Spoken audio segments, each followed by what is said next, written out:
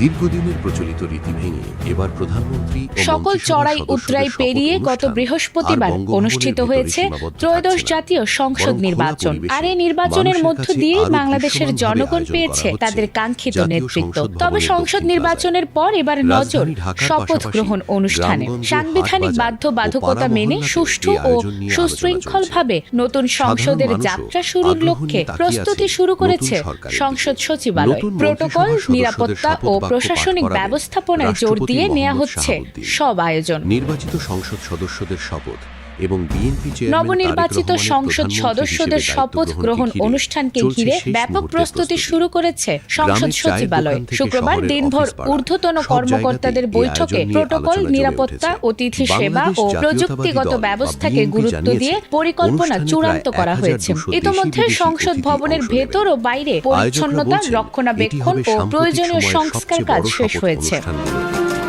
মঙ্গলবার বিকেল 4টায় এ বিষয়ে সংসদ সচিবালয় সূত্র জানিয়েছে, নির্বাচিত সদস্যদের গ্যাজেট প্রকাশ ও আইন, বিচার ও সংসদ বিষয়ক মন্ত্রণালয়ের পরামর্শের ভিত্তিতে চূড়ান্ত প্রস্তুতি নেওয়া হবে। সংবিধানের 148 অনুচ্ছেদ অনুসারে সাধারণত স্পিকার শপথ পাঠ করান, তবে স্পিকারের পদ শূন্য এবং ডেপুটি স্পিকার কারাগারে থাকায় বিশেষ পরিস্থিতিতে বিকল্প সাংবিধানিক প্রক্রিয়া বিবেচনায় রাখা হয়েছে। সূত্র মতে প্রধান বিচারপতি জুবায়ের রহমান চৌধুরী শপথ বাক্য পাঠ করাতে পারেন। বেড়েছে বলে মনে করছেন সংশ্লিষ্টরা।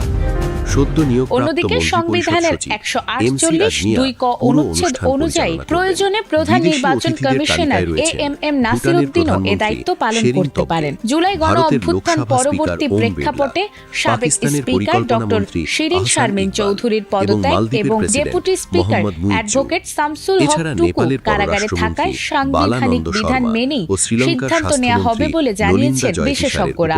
সম্ভাবনাও রয়েছে।